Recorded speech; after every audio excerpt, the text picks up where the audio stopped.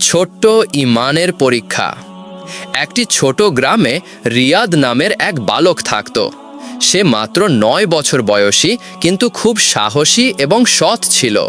রিয়াদের বাবা একজন চাষি আর মা ঘরে নানা ধরনের হস্তশিল্প বানাতেন। একদিন গ্রামের মসজিদে খুতবা চলছিল। ইমাম সাহেব বললেন, বাচ্চাদেরও আল্লাহর পথে সততা পালন করা খুব গুরুত্বপূর্ণ। ছোট কাজের মাধ্যমে বড় নেকি করা যায়। রিয়াদ খুতবার কথা শুনে মনে মনে ভাবল, আমি কি সত্যি ছোট হলেও আল্লাহর প্রিয় হতে পারি? পরদিন সকালে রিয়াদ মাঠে খেলতে গিয়ে দেখল, পাশের দোকান থেকে কিছুটা মিষ্টিওয়ালা প্যাক ভুল করে কেউ ফেলে গেছে।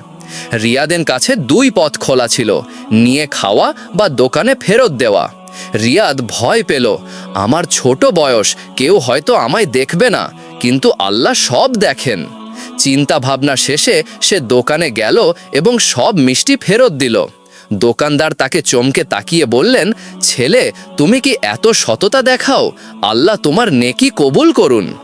রিয়াদ তখন অনুভব করল, সত্যি ছোট কাজও আল্লাহর কাছে বড় হতে পারে। সন্ধ্যায় রিয়াদ মসজিদে নামাজের সময় দোয়া করল, হে আল্লাহ, আমাকে সব সময় সত্যিকারের মানুষ হতে সাহায্য করো, বড় বা ছোট, সব সময়। ছোট কাজকেও আল্লাহ দেখেন। সততা এবং ন্যায়পরায়ণতা বয়সের সঙ্গে সীমাবদ্ধ নয়। ঈমান মানে কেবল বড় ইবাদত নয়, প্রতিদিনের ছোট ছোট ভালো কাজেও প্রকাশ পায়। বন্ধুরা, হেদায়ত শিক্ষা চ্যানেলটা সাবস্ক্রাইব করুন, নতুন নতুন ভিডিও সবার আগে পাবেন।